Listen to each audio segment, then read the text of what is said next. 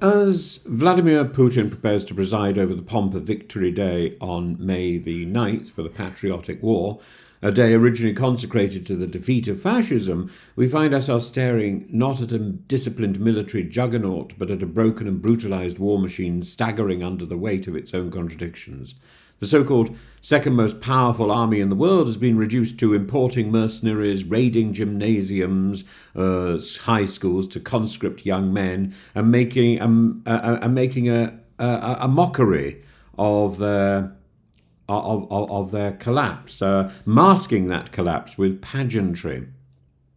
The Russian Federation's military legacy is vast, stretching from the reforms of Milutin and the Red Army of Trotsky to the nuclear saber rattling of the Cold War, but this legacy now lies in tatters because of Putin. The 2022 invasion of Ukraine was meant to be a 72-hour blitz. Instead, we've now endured over 3 years. We're in the fourth year of the meat grinder warfare, chronic supply failures, and grotesque battlefield mismanagement. And what began with elite Spetsnaz units attempting to seize Hostomel airport has descended into a morass of looted grocery stores, expired rations, battlefield humiliation. Tanks have been fitted with cardboard instead of reactive armour, and elite units such as the VDV are mere shadows of their pre-war selves.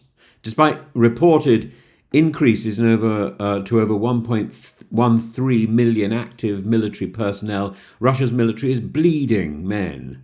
The Ministry of Defence has tried to recruit 500,000 contract soldiers annually, yet the net gain is only 270,000 because so many are dying.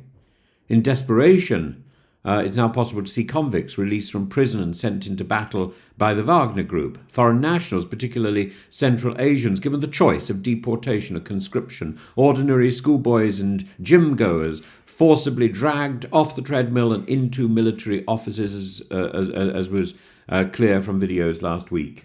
The state is so desperate that it recently confirmed that it had what it had long denied. North Korean soldiers have fought and died in the Kursk region, part of a grotesque mercenary diplomacy involving oil for men.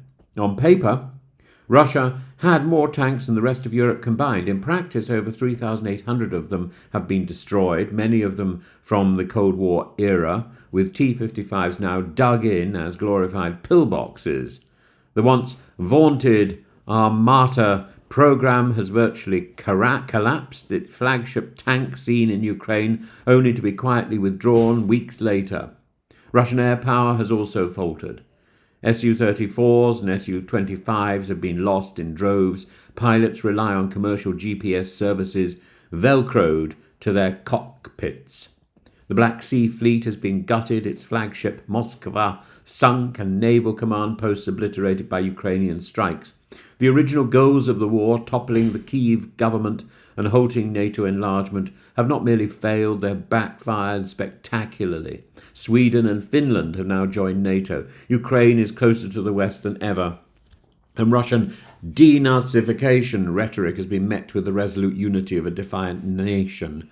And new objectives are being floated ahead of Victory Day: secure occupied territories, consolidate domestic control, prop up the ruble. These are not the ambitions of a victor, these are the mutterings of a man moving the goalposts mid-parade to avoid complete defeat. Forced conscription raids have become a terrifying norm. Mobile checkpoints patrol Moscow. Students fake degrees to avoid service, and mothers weep outside recruitment offices. This is not national mobilization, this is martial extortion.